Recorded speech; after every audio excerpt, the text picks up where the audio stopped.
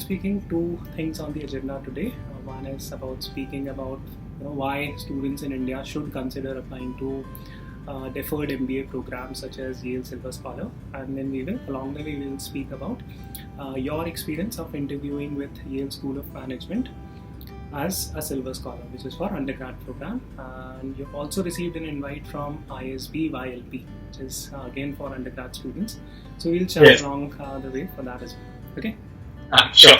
Perfect. So just to get things off the ground, so it would be great if you can just introduce yourself to our audiences so that they understand a little bit about you. So I'm a student currently studying at Institute of Chemical Technology, Mumbai. So for those who don't know, it's a premier research school located in Mumbai. So I'm doing a BTech in oils, oleochemicals and surfactant technology. So my basic background is that I've done technical internships at reputed chemical companies like BASF and Croda, but I have worked a lot in the social development space on a project called the Cocoa Oil Project, where I worked in rural Maharashtra for around 1.5 years. And I have also worked at Dalberg for around 3 months as a winter intern. Got it. Perfect. So I think that's a great introduction. So a lot of people in India, especially the undergraduate students, they assume that when you are applying abroad for an MBA, you will require like 4 or 5 years of experience to even think of applying to programs abroad. So how did you learn about deferred MBA programs, and what advice would you give to other people who are looking into applying to these programs as an undergrad? So what would be the starting point like for them? So the thing is that the number of such programs which give a deferred MBAs are very low. So as you rightly pointed out, most of the international MBA application programs require around 4 to 5 years of work ex. So the thing is, the key point is to start early. So if you see, the schools which are offering these programs are all top tier schools, and so you need to start early and build an absolutely stellar profile. So you cannot go into, or you cannot apply with a profile that is average or below excellent. So that is, I believe, the key. As to where I found out about it is that going for deferred MBA programs is always on my radar. So I had done a lot of extensive research on the net and other things. And also in my college, one of my own seniors got into the Yale School of Management Silver Scholars programs. That was also a great starting point for me to do some more research. Okay, perfect. So just to kind of tell our audiences about deferred MBA programs, roughly speaking, there are 5-6 deferred MBA admissions programs. We have already applied to 3, and we are going to apply to our HBS 2+2 in March. Right? So just a quick kind of a crash course. What would you say about deferred MBA programs? How many types are there, and what kind of programs can undergrad students look into? So they are basically of 2 types. Actually, we can group most of them into one type. That is, it's a 2+2 type. So in which you get an experience of around 2 years, and then you join an MBA program. So basically what you do is that in your senior year of your undergraduate college, you get an admission so that you can work freely or pursue any opportunity you want in the 2 years before joining class after 2 years. So Harvard, Stanford, Darden, ISB, so these are the 4 schools which fall into this category. The Yale Silver Scholars program is pretty unique because it asks you to join the MBA program immediately after graduation and gives you a 1-year internship that is extendable in the middle between the first year and your second year of your MBA. So these are your basic 2 types of programs.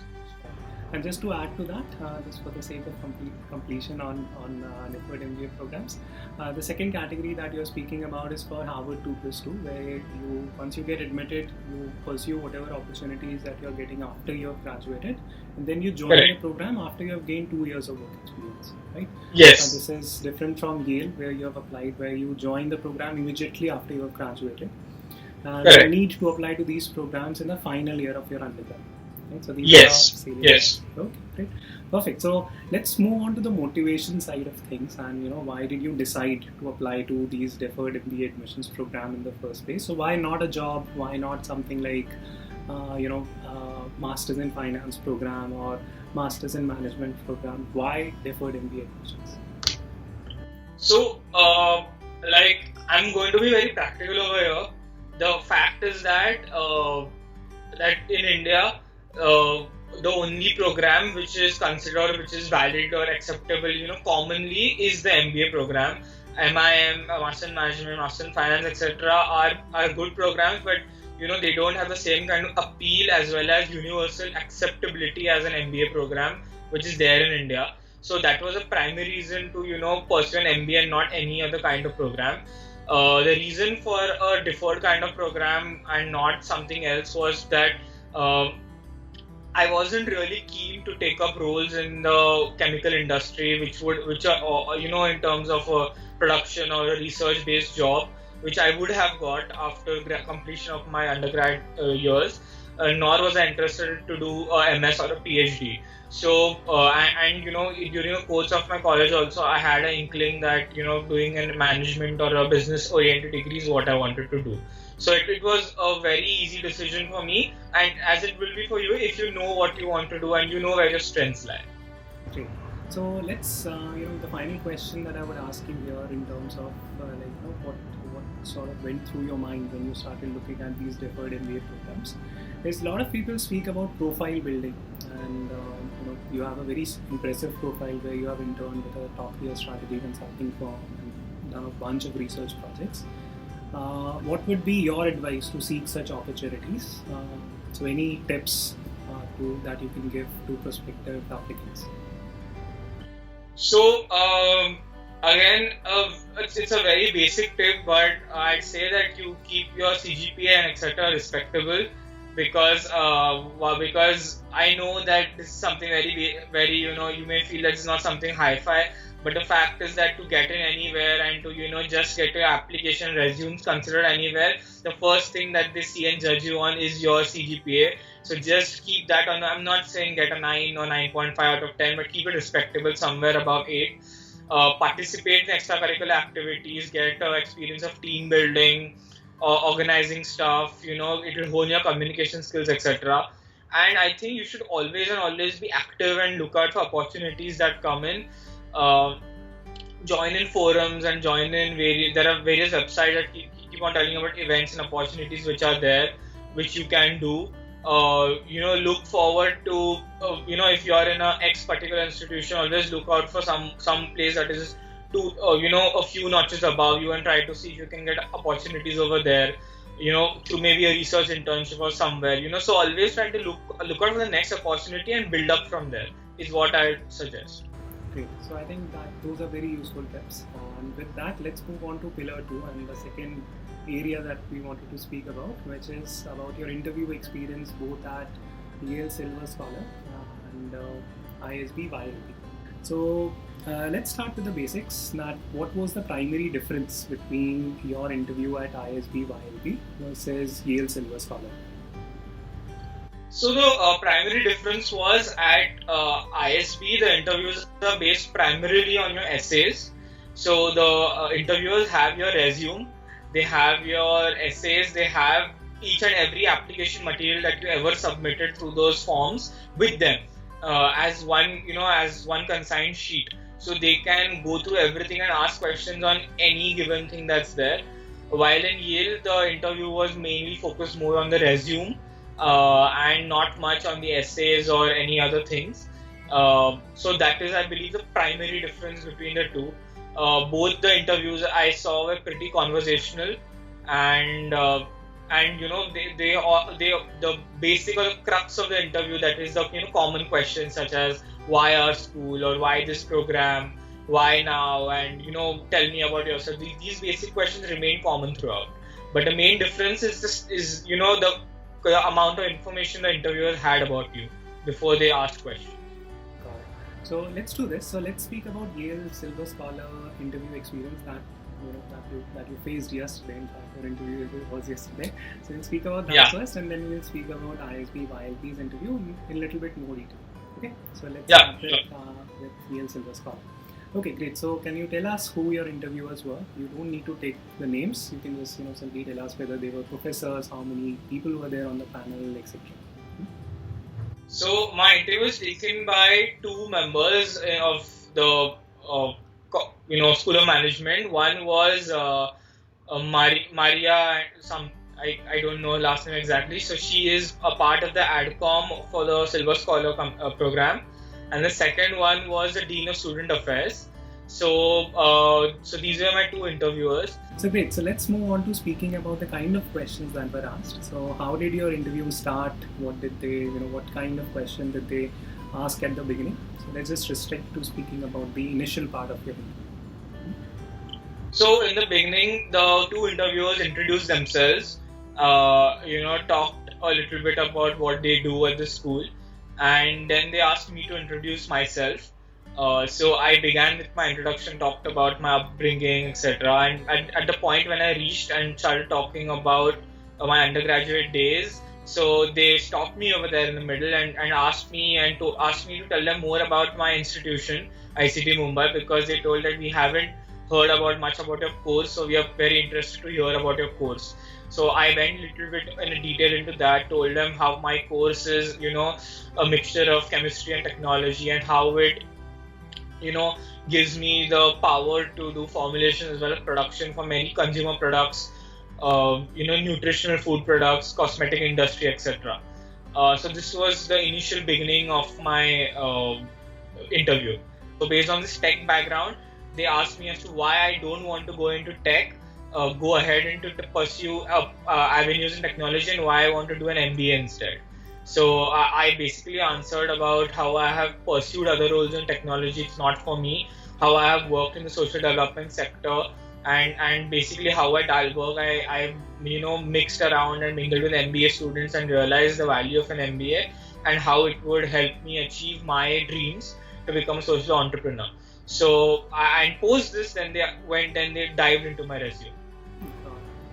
Perfect. So that sounds wonderful. So okay, so the next pillar was regarding your internship experiences, summer experiences, and that's usually the case that if you're a working professional and if you have 4 or 5 years of experience, they would ask you questions around your work. It's in your case, since you have done internships, they ask you questions around the internships. So what did they exactly ask you in your internship experience, and what was the depth of the questioning that was done to you?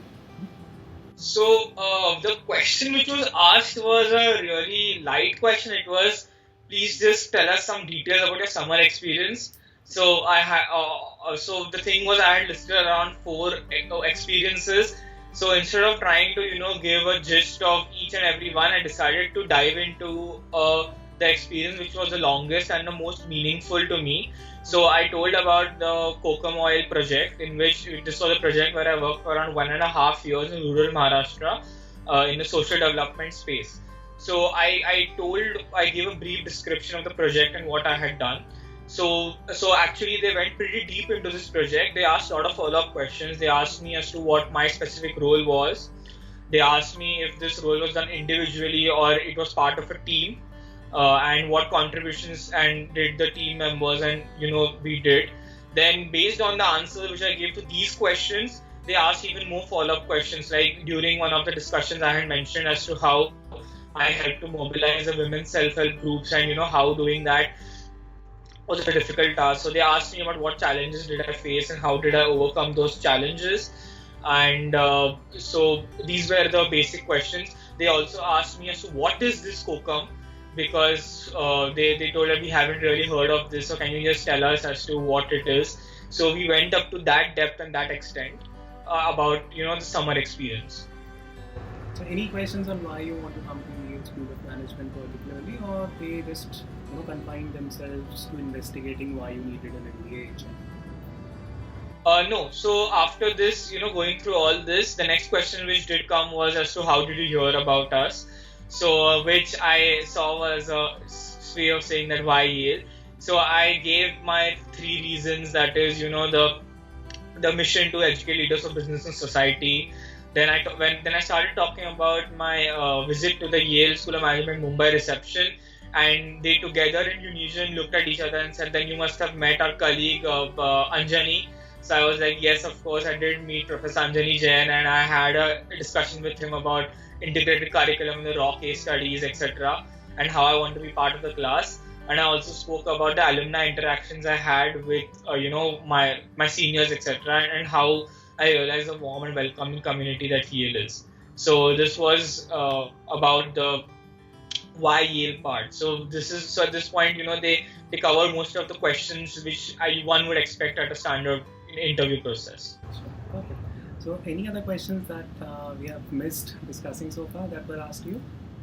Yes, in fact, after this, it was a really interesting turn of events took place. So the interviewer actually went further down my resume, and she saw an experience listed as an international experience at Harvard Project for Asian and International Relations (HPAR), and she told me as to what is this, and she asked me a few questions about it.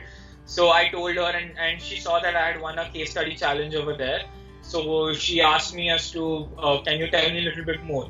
So I told her as to how I had gone there to Hong Kong, and how we had 5 members in our team from all different countries, and how we solved this case study. So at that point she stopped me and she told me, "1 second, are you telling me that you didn't know these people before, and these were people from different other countries and not from an institute?" I was like, "Yes." And she told me, "So how many days did you have to do this case study?" So I told her I had just around 4 to 5 days to solve this challenge. So she was pretty impressed by this, and she told me that that's really impressive. I told her as to what I learned from this, how it was an eye-opener for me, my first international experience, how I got an opportunity to work with people of different cultures, etc. So she ended that part by telling me that at the Yale School of Management in the first week, what we try to do is that we try to make groups of 8 from various different cultures and backgrounds, and we do have a case study competition in the very first week. So I feel that your experience of working over here and winning this case study will really blend in and really work over there. So I'm really happy to hear that you could do this achievement. So that was a really highlight moment for me of the interview. Apart from that, she went and asked me any questions I had to ask them. And finally, the question they asked was about the quote which I had submitted about it. So I had submitted a quote, "This too shall pass." So I explained the quote and how the meanings which it had and how I would apply it in the Yale School of Management. And she was impressed because she told me that this is a quote that she likes also a lot.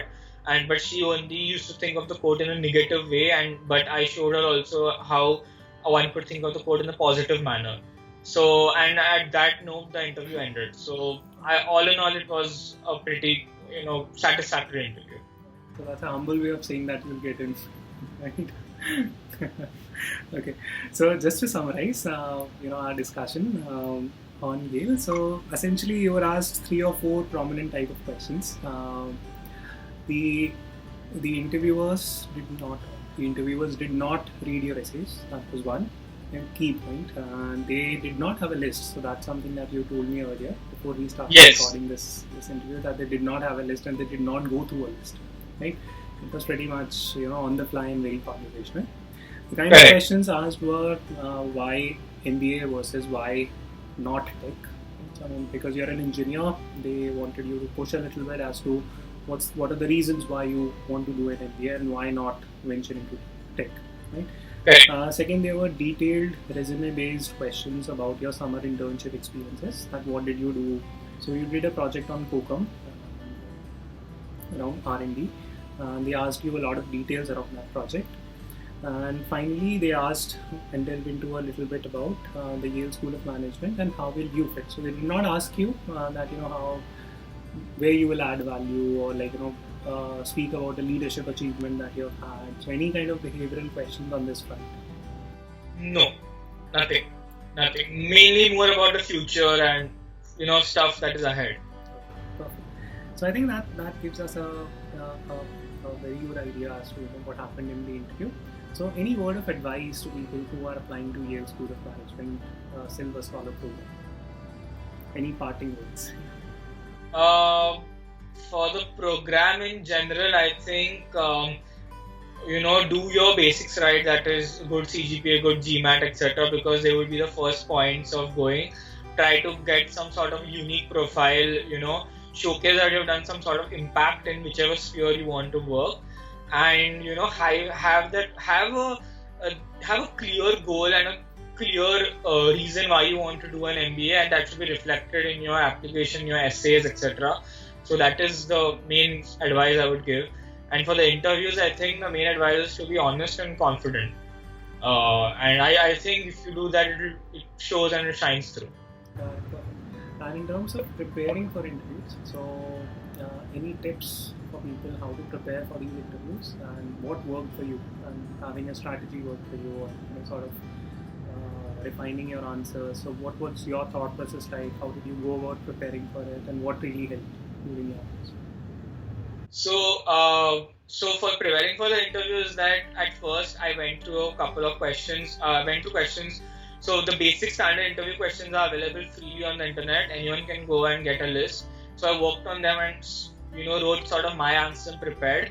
Then we both had a chat and a discussion where you helped me refine most of those answers, and I tended to use them in my interview. One of the main advices that you gave, and I felt that it really makes a lot of sense, is to keep your answers short, somewhere around 60 seconds here and there, so that it doesn't get monotonous. It's not a monologue. It doesn't get boring, and you're able to give a concise yet meaningful answer. So I think that really is important, and I think you should not be too nervous and be confident, and you should be able to think a little bit on the fly. So because the interview is very conversational. Perfect. So I think that is where we can move on to discussing a little bit about ISB YLP's interview.